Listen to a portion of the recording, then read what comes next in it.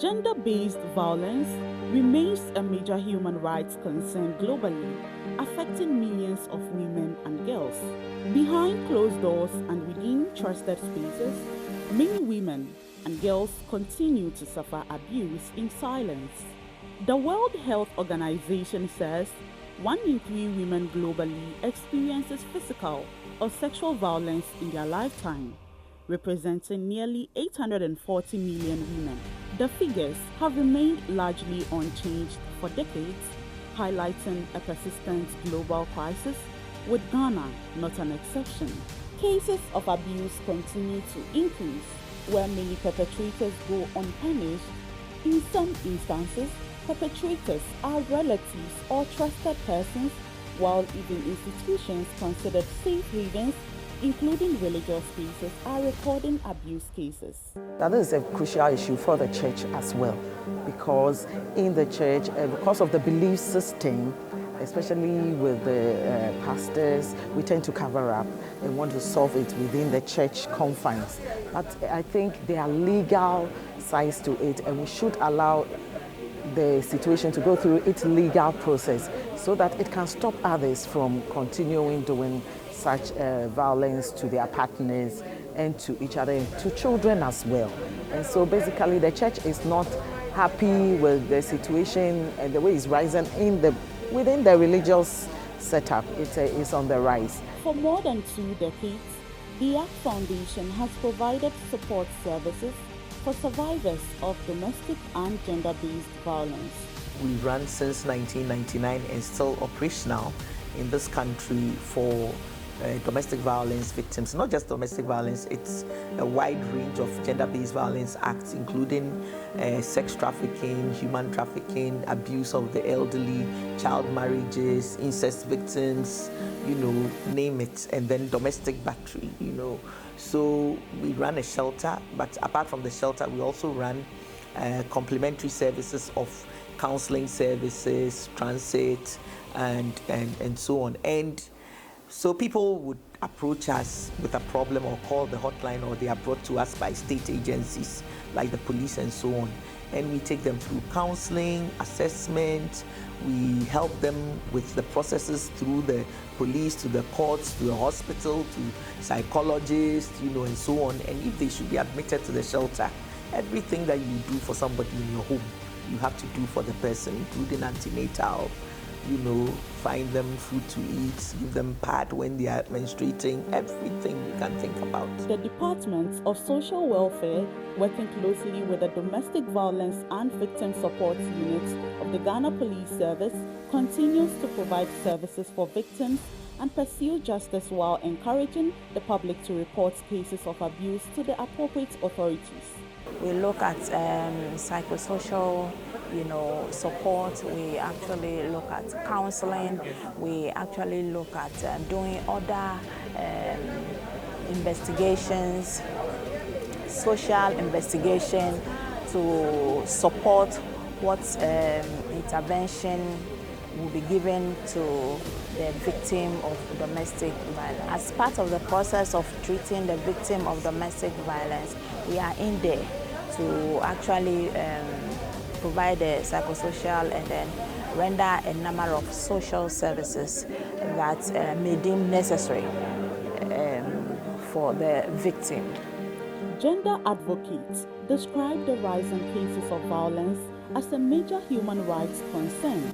Dr. Charity Binka, the chairperson, Africa Women Leaders Network, says gender-based violence is a major human rights issue that must not be disregarded. Gender-based violence is a crime and has to be condemned. And I think it's a responsibility of everybody to make sure that this menace is kept or even eliminated, because there's no justification for it. Why would anybody beat anybody? How will anybody, if a man is tired of living and you want to die, do you have to go along with your children and wife? You just give and go. Why will anybody murder anybody? Why will anybody beat somebody? I think it's every form of violence against women and girls is a crime. And the law must be seen to be working for women in this country. Despite legal frameworks such as the Domestic Violence Act, Children's Act, and Cybersecurity Act, advocates say cases continue to rise. We need to do research right now in this country. For every 3 women that we talk about, 1 is violated in this country every second. But the question is, 20 or 30 years ago, it was the same figure. Is it the same? Are we still seeing the same thing today? Am I thinking that it might even have increased?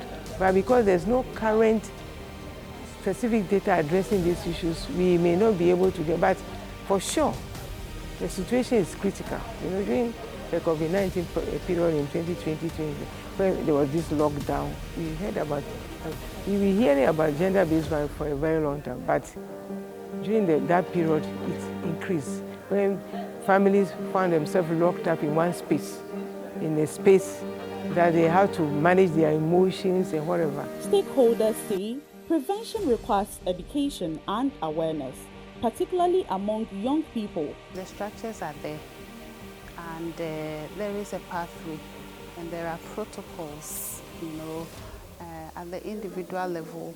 What must you do as a survivor or a victim or a bystander? You know, what can you do for somebody who is a victim or a survivor of violence? Your duty as a bystander, for instance, is to report if you suspect or you have seen that somebody is a victim or will be or is at risk.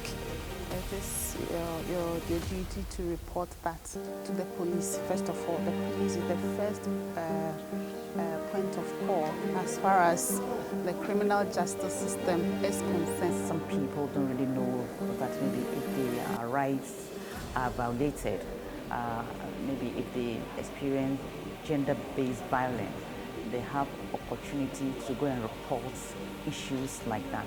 So I think as a country, we have to up our game when it comes to conscientization of our people, making them understand that gender-based violence has no gender, let me put it that way. It can affect a man, it can affect a woman.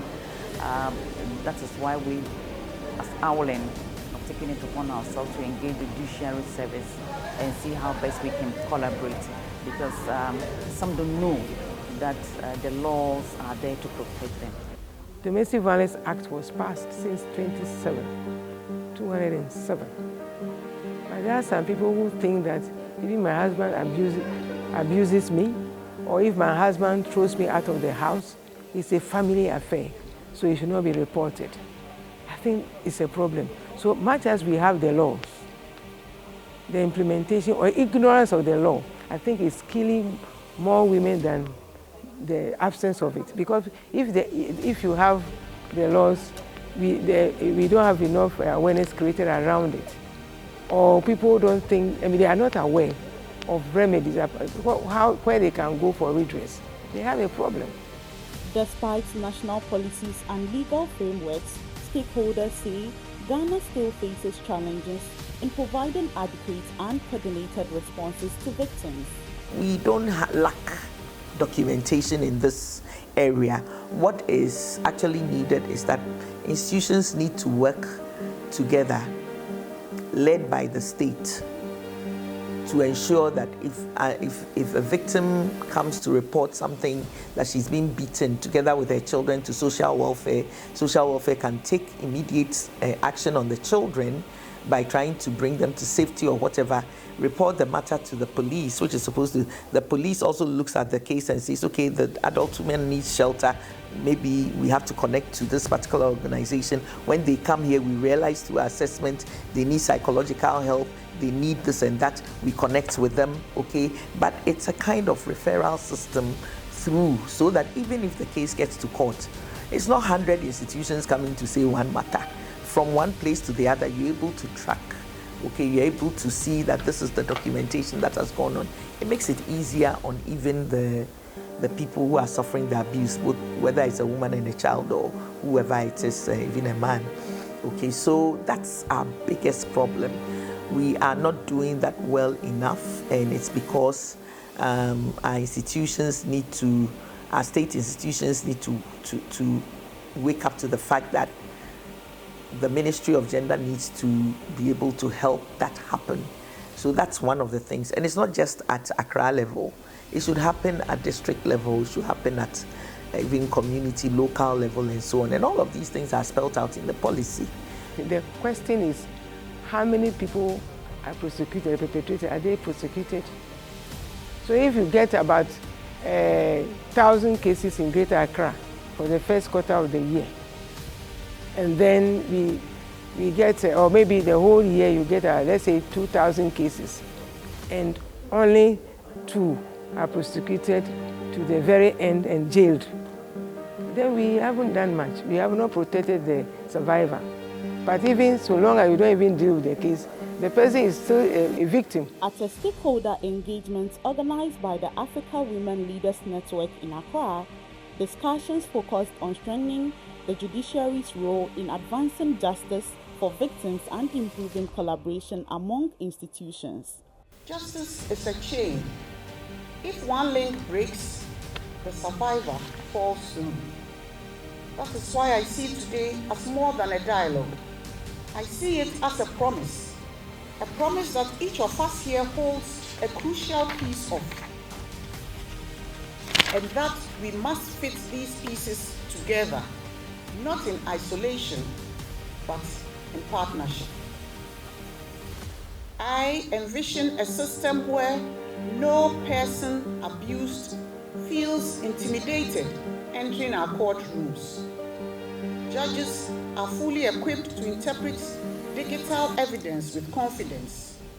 Perpetrators understand that there is no safe hiding place, neither offline nor online.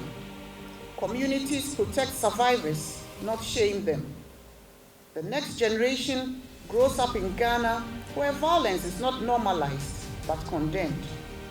Partnerships among agencies, CSOs, the media, academia, and development partners are strong, consistent, and purposeful. This vision is within reach, but it will take accountability, transparency, innovation, and empathy. It will take courage, not the loud kind, but the steady kind that changes systems and strengthens institutions. Gender-based violence continues to affect thousands of women and children, with many cases unreported due to fear and stigma. Stakeholders say strengthening institutions and encouraging victims to speak up remain critical to addressing the challenge. The statistics are there. We need to speak up. We need to speak up because the laws are there to. The Domestic Violence Act is there to protect us. The DOVSU, I'm sure they've gone through a lot of training. In the past, when you go, it's okay. But now, we have been told that they've been given a lot of training. So they know, they know how to handle this husband-wife business and all those things. And then family members too are problematic. If a partner abuses me and I go and report, they say, he went and reported the husband. Here we are, there are no we don't have many shelters in this country. So if I go and report, then the question is, am I going back to the same situation, the same house? How am I sure I can be protected? And if you report and justice is delayed, that even makes you more vulnerable. As the fight against gender-based violence gains attention, stakeholders say ending abuse requires collective action from families, communities, institutions, and the nation. If you see something that looks like gender-based violence, it probably is. So do something about it. Say something about it. And if you say something and nothing is being done about it, push it until something is done about it. It's shame that in this time and age, a man can beat the wife publicly, a man can kill his wife and children, a man can throw the wife out of homes, and it is not acceptable. So we are saying no. Awulin is saying no. Everybody here must say no. And if we all make it our responsibility to end violence, we will not be talking about curbing, we'll be talking about elimination. And that is what the African Union Convention is all about, to eliminate, not to curb. Breaking the silence and ensuring justice for victims remain essential steps towards building a safer society.